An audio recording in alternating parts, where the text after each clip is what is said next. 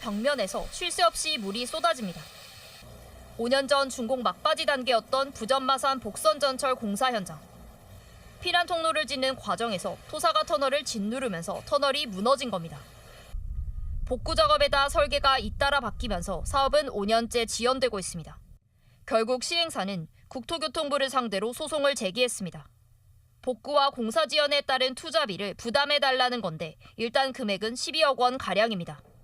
앞으로 소송전 규모가 수천억 원대까지 늘어날 가능성도 있습니다. 시행사와 정부 간 협약서에 따르면 불가항력적 사유로 인한 투자비가 증가할 경우 주무관청이 비용의 80%를 보상한다고 돼 있습니다. 시행사는 지반 침하가 예측 불가능한 지하가스나 유속 때문이라고 주장하는 반면 국토부는 부실 시공이 원인이라며 보상 의무가 없다고 맞서고 있습니다. 복구 작업은 하반기 중 마무리될 예정이지만 피난 통로를 어디에 설치할지에 대한 문제가 해결되지 않아 올해 말 준공은 어려운 상황. 게다가 이번에 벌어진 소송전도 준공 일정에 영향을 미칠지 관심이 집중되고 있습니다. 부전 마산간 복선 전철 참 문제가 많은데요. 당연히 완공 시점은 이미 지나간 거죠? 예, 기존의 원래 완공 시점은 2020년 6월 달에 완공해서 개통할 예정이었는데 벌써 5년이 지났습니다. 그 이유는 공사 과정에서 사상구 이제 삼락 생태공원 지하 쪽 공사였는데 여기 이제 피난 터널을 만드는 공사 중에 붕괴 사고가 있어서 그 붕괴 사고로 인해서 이제 집안이 매우 연약한 집안이고 그리고 낙동강 물과 이제 뻘이 유입되는 바람에 지금 그 피난 터널에 대한 이제 개선 여부 이것 때문에 국토부와 지금 저 시행사 간에 지금 분쟁이 있어서 지금 5년간 지금 지지부진한 상황에 지금 정확한 개통 일자를 지금 못 잡고 있는 그런 안타까운 상황입니다. 근데 사실은 이 복선 전철에 대한 기대가 크잖아요. 그죠? 이게 행정 통합의 문제도 있고 또 교류의 문제도 있고 어떻게 보세요? 맞습니다. 이게 부산, 울산, 경남을 잇는 좀 핵심 인프라입니다. 그러니까 생각보다 이제 부산에서 그리고 경남에서 서로를 오가는 통근하시는 그 시민분들이 굉장히 많으십니다. 그래서 출퇴근에 대한 부분뿐만 아니라 지금 부산시가 경남과의 행정 통합까지도 추진하고 있는 상황에서는 굉장히 그 두 곳 간의 그 장벽을 허무는 물리적으로는 굉장히 중요한 핵심 인프라가 될 텐데요. 아무래도 2009년 민간 투자 개발 사업으로 지정이 되고 난 다음에 총 사업비가 1조 5,766억 원이라는 굉장히 거대한 자본이 투입이 되는 만큼 부울경 그리고 부산 마산 직접적인 이런 시민분들의 편의를 고려한 결정의 사업이었습니다. 그렇기 때문에 많은 시민분들께서 생활권 확대라든지 적극적 통근에서 굉장히 기대를 하고 있었던 사업인 만큼 늦어지는 데에 대한 불편감도 함께 발생하고 있는 상황입니다. 네, 송 의원님이 조금 전에 이렇게 질문에 대해서 말씀을 해주실 때에 뭐 사고에 대해서도 뭐 또 물의 문제라든지 여러 가지 지적을 해주셨는데 그럼에도 불구하고 현재 공사는 진행 중에 있는 거죠. 어느 정도 진행이 되고 있습니까, 지금? 예, 사고 이후에 애초 이제 시공사도 이제 곧 이제 그 시운전을 하고 개통할 수 있을 거라고 생각을 했는데 다시 이제 복구 과정에서 기술적인 문제 때문에 복구가 계속 지연되고 있습니다. 실제적으로 전 구간에 대해서 지금 총 구간은 이제 32.7km 신설 구간 중에 일부 이제 여기 붕괴 사고 구간이 있어서 지금 개통이 안 되고 있는 부분인데 다른 부분들은 지금 한 98% 정도 지금 공정률이 거의 마무리가 됐고요. 지금 노선 이제 선로 이제 전기 통신 시스템 이런 대부분의 시설들이 지금 다 지금 완료가 되어 있는 상태입니다. 단지 이제 이 붕괴 구간이 지금 문제인데 붕괴 구간 자체도 지금 90% 정도는 지금 진행이 된 상태인데 지금 국토부와 지금 시행사 간에 이제 분쟁이 있는 부분은 여기에 그 기존에 원래 설치 예정이었던 피난 구간을 지금 기술상의 문제로 시행사 측은 지금 열차 진입 방지 시설로 이제 교체를 해서 그렇게 시공을 하면 괜찮다는 그런 입장이고 국토부는 기존처럼 이제 피난 구간으로 그렇게 건설을 해야 된다. 이 부분에서 지금 5년간 지금 치열하게 지금 다투고 있는 그런 상황입니다. 그러면은 지금 소송도 진행 중이다 얘기 들었거든요. 무슨 얘기입니까? 네, 맞습니다. 본 사업의 시공사는 이제 SK 에코플랜트 이제 그런데 이 민간 기업이 복구 공사까지도 이제 함께 하고 또 5년 이상 이제 지연이 되면서 그 이자 비용까지 포함을 한다라고 하면 약 1조 원 이상을 현재 추가로 지출한 것으로 밝히고 네. 있습니다. 그러니까 그러다 보니 아무래도 이 비용에 대한 부분과 또 준공 후에 이 복구 공사비 산출이 끝나고 나면 국토부를 상대로 해서 이 에코플랜트가 어느 정도 보상을 받기 위한 소송이라고 보시면 좋을 것 같습니다. 그러니까 현재는 당장의 소송 금액은 굉장히 소액으로 진행이 되고 있지만 어느 정도 판결에 가까워지면 이 소송 금액은 거의 무려 5천억대 정도로 달할 것으로 예상이 되고 있는 만큼 이 부분에 대한 대응을 국토부도 현재 함께 하고 있는 것으로 파악이 되고 있습니다. 그러니까 그 소송 비용이 5천억대에 달할 거다. 세금으로 들어가는 거 아닙니까?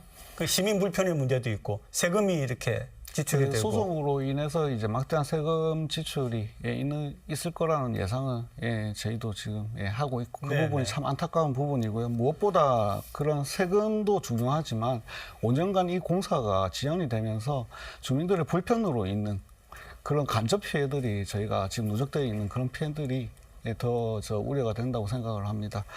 부산과 경남 간에 이제 지금 부경 행정통합도 지금 진행을 하고 있고요. 지역 균형 발전 이런 사업들도 진행을 하고 있으면서 수도권 같은 경우에는 광역 교통망들이 이런 그 사업들을 진행하면서 필수 인프라로 지금 많은 부분 GTX-A나 이런 그 교통망들이 확대되고 있는데 부산은 유일한 이제 경남과의 이 교통망이 지금 대중교통망이 지연이 되면서 지금 한 5년간 지역 교류 그리고 지역 발전에 지금 많은 차질이 지금 빚고 있는 그런 상황입니다.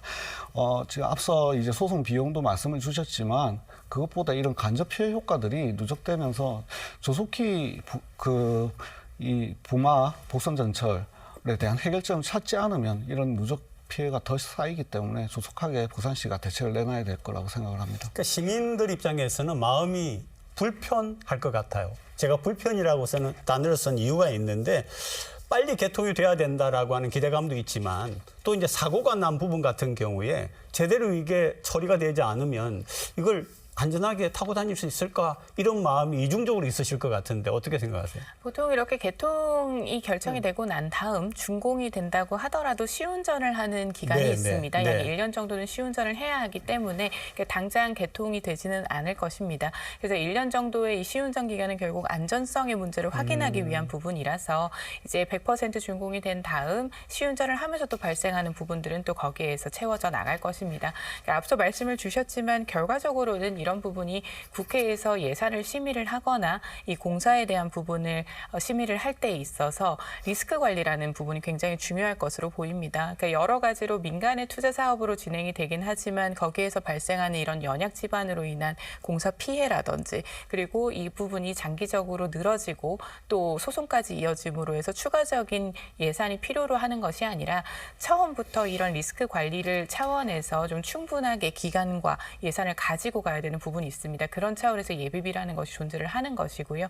그래서 보다 국토부도 향후에 지금 이런 철도망이 신규로 구축이 될 지점들도 부산시가 많은 상황인데요. 이런 부분들에 대한 공사 기간이나 예산은 충분히 가져가서 시민들의 불편과 불안감을 좀 더 잠재워야 할 것으로 보입니다. 근데 우리가 이제 방송하면서 무슨 얘기를 자주 했느냐 하면은 이렇게 되면은 부산하고 경남 간에 이렇게 연결이 또 시민의 교류가 쉬울 거다 이렇게 이야기했는데 언뜻 들으면은 그냥 뭐 원론적으로는 알겠는데 이게 정말 부산, 울산, 경남 분들에게 이게 소통과 교류에 큰 도움이 되는가 어떤 점에서 그런가 이런 좀 생각이 들 수도 있거든요. 그 부분 한번 좀 설명해 주시죠. 지금 부산 마산 복전철 같은 경우는 부산 부전역에서 이제 네, 시작을 부전역이죠. 해서 네네. 이제 창원시 마산 회원구의 마산역까지 이어지게 됩니다. 그리고 지금 신규로 여기 에코델타 시티 역도 이제 신설에 대한 부분이 추진이 되는데요. 그렇게 된다라고 하면 우리 부전에서 출발해서 사상 그리고 서부산 유통단지 그다음 경마공원을 지나서 에코델타 시티까지 거쳐서 이제 창원으로 가게 되는 것입니다. 그렇게 된다라고 하면 사실 이 물리적인 것이 그동안은 다른 철도를 이용하거나 지하철도 양산까지 가셔서 타고 오시거나 하셨어야 되는데 굉장히 시간도 짧아지고 더 다양한 그 역이 선택이 될 수 있기 때문에 거주는 부산에서 하지만 출근은 마산에서 하실 수도 있고 마산에서 거주하시지만 부산으로 출근을 하실 수도 있는 것이 오히려 더 가까워지는 그 시작이기 때문에 실질적으로 체감을 하실 수 있을 것이라 생각합니다. 아까 그 행정통합 문제와 연결을 우리가 한번 지어봤는데 확실히 이렇게 교류가 늘어나고 이렇게 교통이 편리해지면은 행정통합에도 유리한 거죠.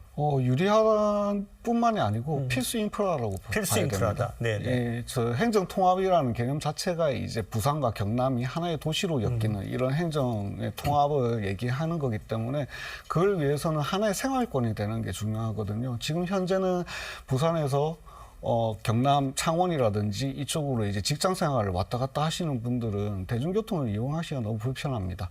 유일한 교통수단이 이제 사상 버스 터미널을 통한 이제 시외버스가 지금 있는 상황이고요.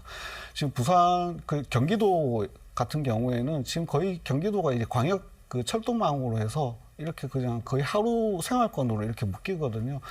그런 교통망이 있어야지 지금 부산과 경남 그리고 서로의 그러니까 행정자치지역 간의 강점을 서로 융합하고 거기서 시너지를 얻을 수 있는 그런 그 진정한 행정통합이 가능할 거라고 그렇게 생각하기 때문에 부마 복선전철 같은 경우에는 조속히 완공이 돼서 시행이 돼야 된다고 개통이 돼야 된다고 그렇게 생각을 합니다.